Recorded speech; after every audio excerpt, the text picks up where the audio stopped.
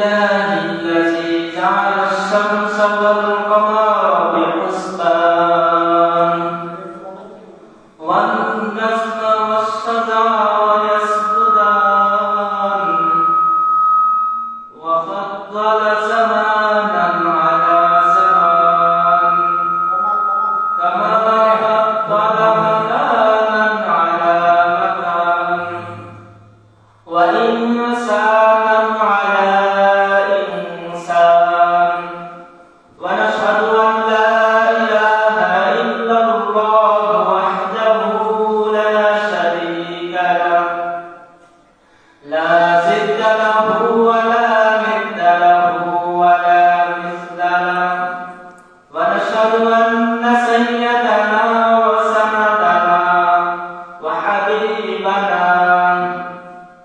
وحبيب ربنا وطبيب قلوبنا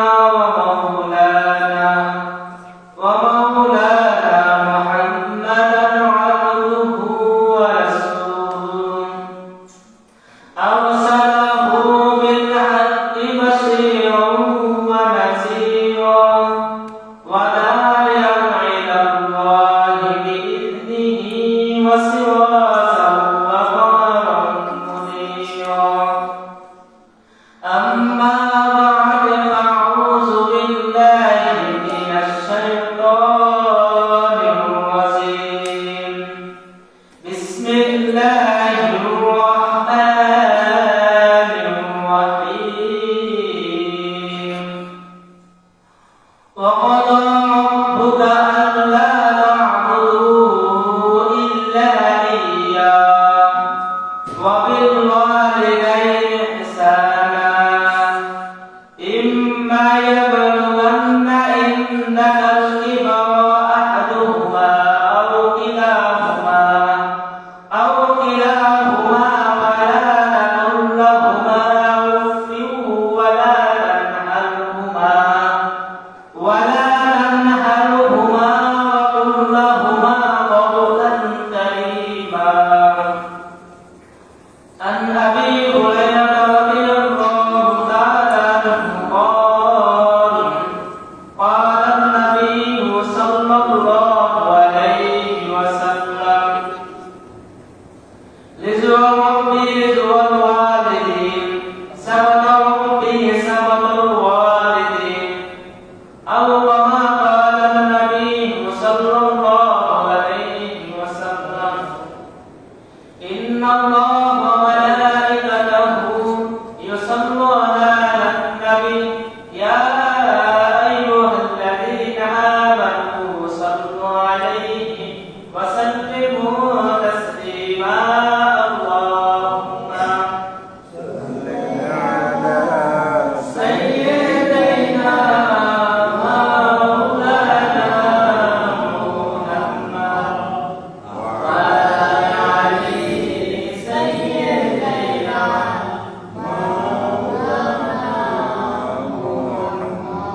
সেকালে খাবো সেইভাবেই খাবো নবী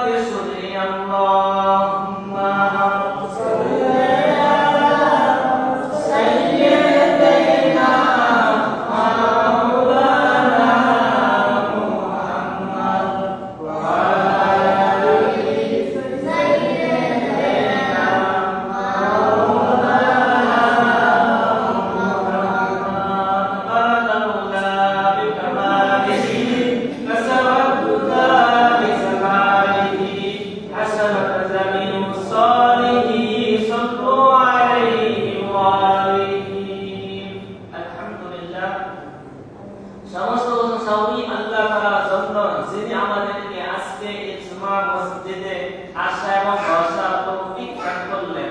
এজন্য আমরা একবার দিল থেকে শুকরিয়া আদায় করি আলহামদুলিল্লাহ। আরো শুকরিয়া আদায় করব আমার মতো কত মানুষ হাসপাতালের মধ্যে এসেছে, কত মানুষ বিপদ আপদের মধ্যে রয়েছে। আল্লাহ তাআলাকে কি আমাদেরকে যাচাই বাছাই করে মসজিদে জুমার নামাজ পড়ার জন্য আসা এবং বসার তৌফিক দান করলেন। এজন্য আমরা একবার দিল থেকে শুকরিয়া আদায় করি আলহামদুলিল্লাহ। আরো শুকরিয়া আদায় করব যে আল্লাহ তাআলা আমাদেরকে হিন্দু ধর্মের জন্ম না দিয়ে, খ্রিস্টান ধর্মের জন্ম না দিয়ে, আজকে মুসলমানদের ধর্মের জন্ম দিয়ে আজকে মসজিদে আসা এবং বসার তৌফিক দান করলেন। এজন্য আমরা একবার দিল থেকে শুকরিয়া আদায় করি আলহামদুলিল্লাহ। আমরা মুসলমান হইয়া কত বড় আনন্দ আসছি যে আল্লাহ আমাদেরকে বিভিন্ন ধরনের রোগ বিমার থেকে, এমনকি বড় বড় কঠিন থেকে, আমাদেরকে মুসিবত থেকে আমাদেরকে যাচাই বাছাই করে আজকে সুস্থ শরীরে মসজিদে আসা এবং বসার তৌফিক দান করলেন। এই জন্য শুকরিয়া আদায় করি আলহামদুলিল্লাহ। আল্লাহ তাআলা নিয়ামত এত বড়, যদি আমি সারাদিন শুকরিয়া আদায় করি আল্লাহ নিয়ামত শুকরিয়া শেষ করা যাবে না। আল্লাহ তাআলা আমাদেরকে দুই চোখ দিয়েছে, দুই হাত দিয়েছে, দুই পাও দিয়েছে, কি পরিমাণ আমরা আল্লাহ নিয়ামতের শুকরিয়া আদায় করছি। এজন্য আল্লাহ তাআলা সূরা ইব্রাহিমের মধ্যে বলেন লাইন শাকারতুম লাযিদান্নাকুম ওয়া লা ইন কাফারতুম ইন্না আযাবি লাশাদীদ। যারা আমার নিয়ামত পেয়ে শুকরিয়া আদায় করে আমি তার জন্য নিয়ামত আরো বাড়াই দেব। আর যদি যারা আমার নিয়ামত পেয়ে শুকরিয়া আদায় না করে আমি তার জন্য নিয়ামত আরো কমাই দেব, তার জন্য কঠিন শাস্তি রাখব। এজন্য আল্লাহ তাআলা সূরা ইয়াসিনে বলেন আল ইয়াওমা নাখতিমু আলা আফওয়াহিহিম ওয়া তুকাল্লিমুনা আইদিহিম ওয়া তাশহাদু আরজুলুহুম বিমা কানু ইয়াকসিবুন। হাসরের ময়দানে মানুষের জবান বন্ধ করে দিবেন আল্লাহ তাআলা, তখন মানুষের হাত সাক্ষী দিবে, আপনার পাও সাক্ষী দিবে, আপনার চোখ সাক্ষী দিবে, আপনার সমস্ত অঙ্গ প্রত্যঙ্গ আল্লাহ দরবারে সাক্ষী দিবে। তখন আমরা বলবে হ্যাঁ আমি কি কাজ করলাম, যদি আমি তাদেরকে এত আলাপ দিলাম, আশ দিলাম, সে আমাকে আজকে আমার বিরুদ্ধে কাজ করতেছে। এর জন্য প্রত্যেকটা কাজে একটা নিয়ামত আছে।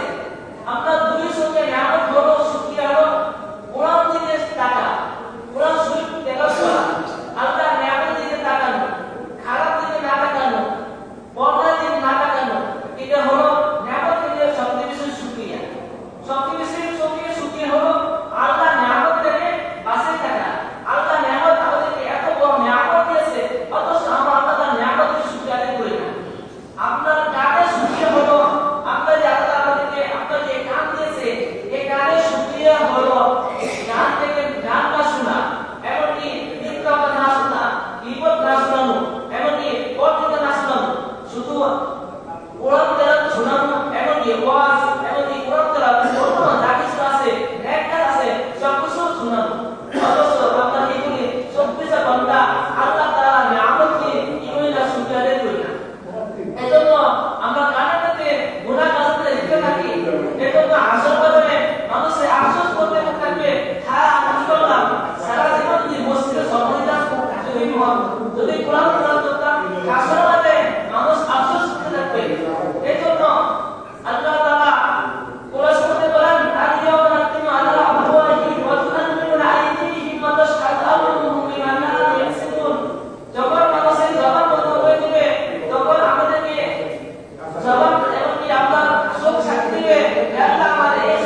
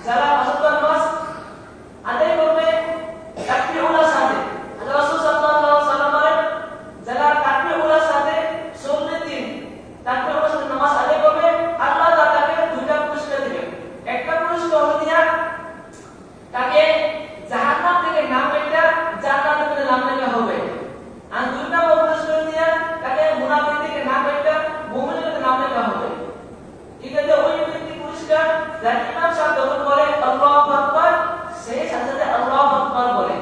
যারা এইভাবে 40 দিন লাগাতার ইমাম সাহেব পিছনে তাকবীরুল্লাহর সাথে নামাজ আদায় করে, আল্লাহ তাআলা তাকে দুটো পুরস্কার দিবেন।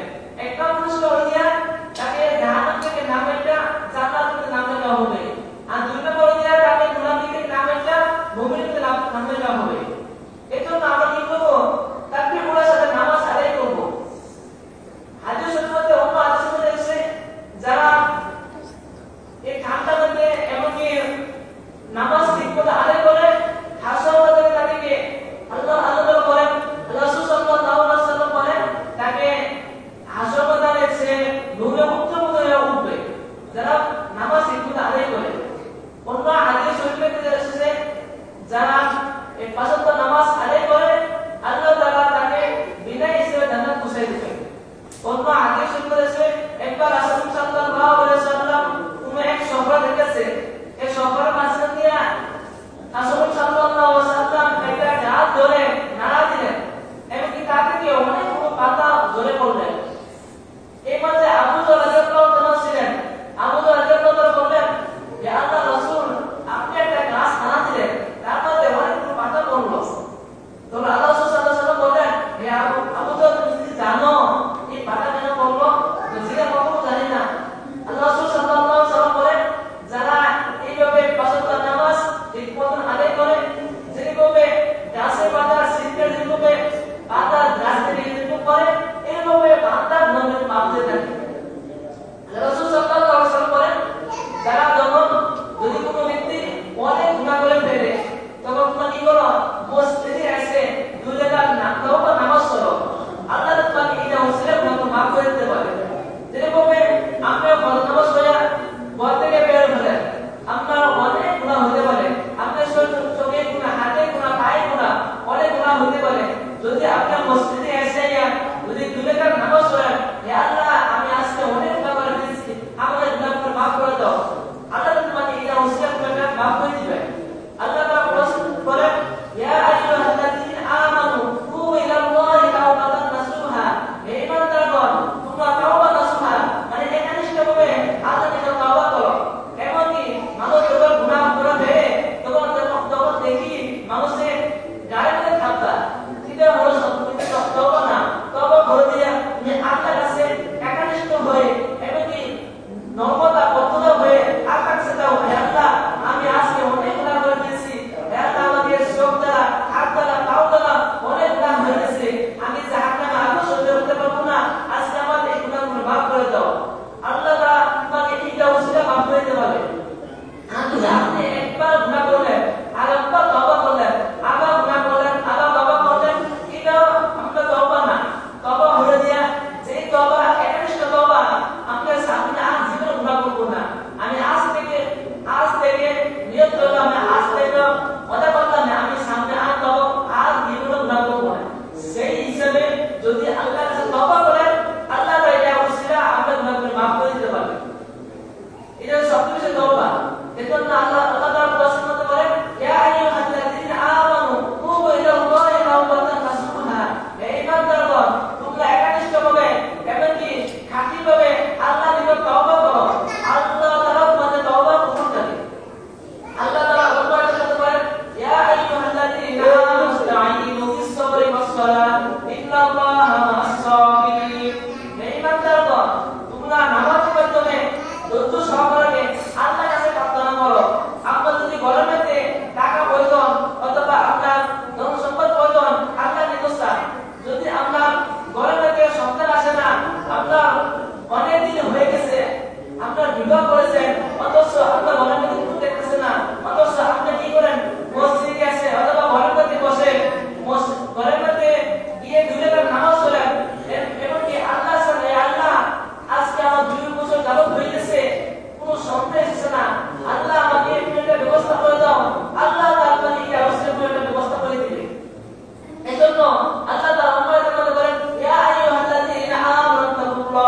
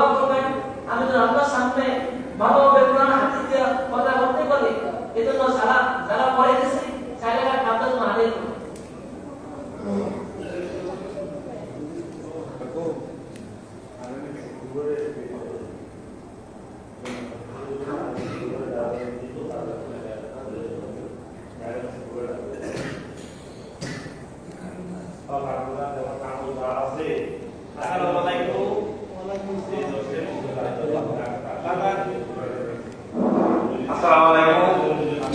আমি তিকিরপাড়ের দিলার বাগিনা আসলাম। হিন্দু থেকে মুসলমান হয়েছি, বলেন না আপনার দিলা? বাজারে থেকে আসলে খুশি?